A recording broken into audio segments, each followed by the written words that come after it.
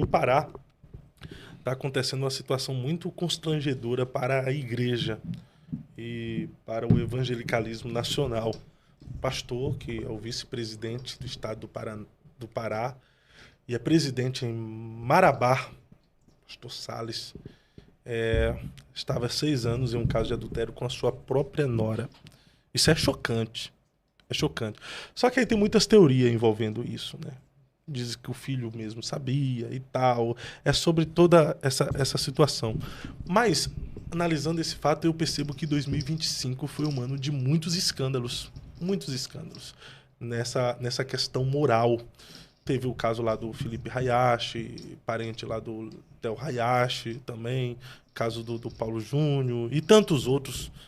O Paulo Júnior não foi correlacionado a isso, né? O que é que está acontecendo? Esses escândalos sempre existiram, mas não tinha rede social? Ou nós estamos vivendo em um tempo em que as pessoas estão mais entregues às suas naturezas?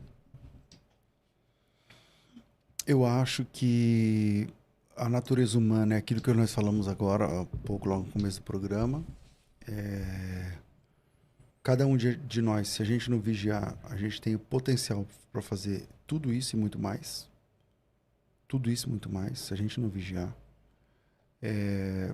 Quando a gente olha, porque assim, é muita coisa envolvida, né? Tipo assim, adultério, tá, tudo bem. O homem, a carne é fraca, não sei o quê. Mas a esposa do meu filho não combina, né? Então, é uma coisa mais chocante ainda. Vamos lá, na linguagem jurídica é como se fosse um agravante.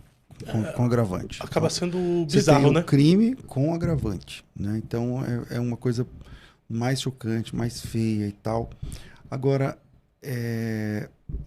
eu não sei como que os irmãos da igreja estão, mas o meu coração está com esses irmãos, porque a gente vive falando de Jesus Cristo, aquele que perdoa pecados, aquele que perdoa o pecador.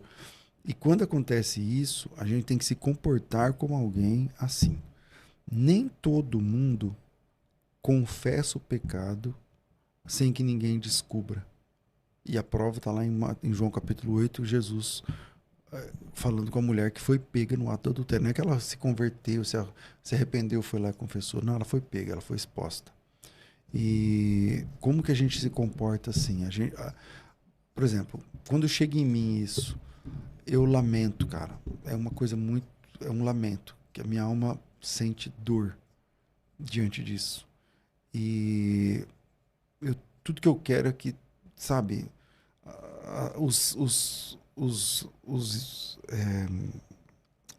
me falta aqui a palavra. As pessoas envolvidas, elas se arrependam. É muito importante que elas se arrependam. A Bíblia diz que aquele confessa e deixa alcança misericórdia. E é possível que haja misericórdia de Deus, mas a gente tem que separar uma coisa da outra. Uma coisa, Fábio, é o que eu desejo para a tua alma. E outra coisa é a administração eclesiástica, que é o rombo que fica na questão da igreja local. Então, máximo de graça para que a sua alma se arrependa, se reconecte com Deus, encontre Deus, tenha um discipulado, um tratamento, não sei o que lá, tudo. Agora, não dá para essa pessoa continuar à frente desse trabalho. As pessoas, eu não sei a quantas andam isso, eu soube só também muito por cima, não conheço esses irmãos, mas o meu coração está com essa igreja e orando para que isso se resolva o quanto antes, para que um homem de Deus assuma, para que o que tiver de vir à tona já venha logo, já resolve logo, e que cada irmão, especialmente os irmãos de Marabá, funcionem como crentes maduros diante do pecado de alguém. E olhem para Jesus. Por isso a Bíblia diz que a gente tem que olhar para Jesus, o autor e consumador da fé. Porque se a gente olhar para o homem, a gente cai. Então a gente tem que sempre olhar para Cristo, porque ele nunca decepciona. É uma situação até ruim de falar, porque o senhor acredita que uma situação dessa coloca em descrédito o evangelho? Acredito. Porque vinha público, né? Antigamente, quando ocorriam esses escândalos, ficavam na comunidade local. dificilmente saía até para outros estados porque não tinha rede social. Geralmente quem levava os escândalos de um estado para o outro, era o pregador, né? O pregador ia pregar lá, alguém ia lá contava o que aconteceu e esse pregador saía contando em outro estado. Hoje não. Eu nunca parei para fazer essa conta de quem leva, mas quando acontece, por exemplo, um caso de pedofilia com padre, lembra que tinha muito no Brasil? Eu me entristeço. Não é porque eles não são evangélicos porque, assim, tem violência, tem... Ainda mais, nesse caso, é mais grave ainda. Quando acontece no nosso quintal, claro que a gente se entristece, né? E... Enfim, é difícil, eu não sei os detalhes, né? Mas que a pessoa que é culpada, a casa caiu. Então, a casa caiu, tá. Aquele que confessa e deixa, alcança a graça, a misericórdia de Deus. Que a irmã, esposa do pastor que foi traída, né? Ela tenha apoio, base, apoio, gente perto para lidar com isso. Porque imagina, cara, é com a sua nora, que você trata como nora. Para mim, eu sou sogro, né? Então eu tenho uma filha já casada, então meu sogro é um filho, né? Vira um filho para você. Então, quer dizer, é uma coisa impensável, né? Então você fala assim, tá, como é que a gente faz agora? Então que tenha base, os irmãos de Marabá, ao invés de ficar esticando mais o assunto, orem por ela, orem por eles, orem por essa família que entrou, que caiu em desgraça. Existe uma família que precisa de oração, de restauração. Se nós pregamos a Jesus de Nazaré, e Jesus de Nazaré, ele é aquele que perdoa, ele é o Salvador, não tem como eu colocar fora do campo de salvação de Jesus de Nazaré um caso como esse. Então, é lamentável, é feio. Se você perguntou assim, mas isso você não acha que mancha? Mancha. Macula. Dá ponto negativo, é horrível. Mas o problema é que a igreja acaba se tornando um escárnio, né? Acaba não tendo, entre aspas aqui, moral para corrigir os imorais.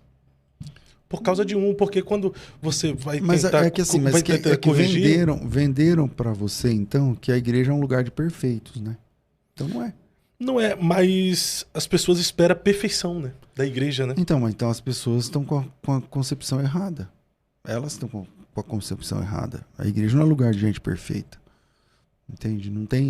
Não existe essa igreja que tá todo mundo que tá lá é branquinho, purinho, não sei o que. Agora mesmo falamos sobre isso. As pessoas veem o que elas querem mostrar, o que a outra quer mostrar. Não adianta. Agora, acho que a igreja de Marabá tem uma oportunidade fantástica de agir como adultos na fé agora. É agora.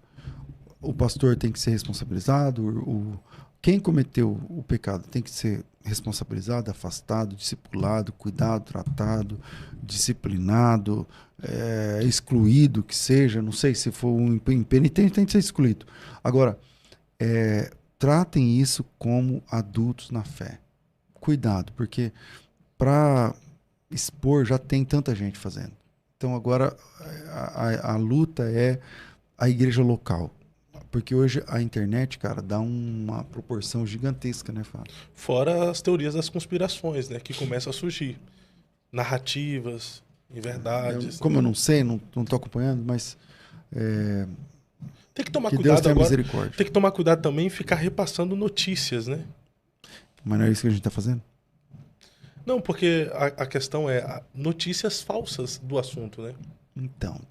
É porque, se pegar o que eu nem trago aqui à tona o que alguns jornais local está falando sobre o ocorrido, entende? Por isso eu falo, a igreja de Marabá tem uma oportunidade agora de mostrar que são adultos na fé e tentar lidar com esse problema com caráter cristão. Eu acho que os irmãos vão conseguir superar isso.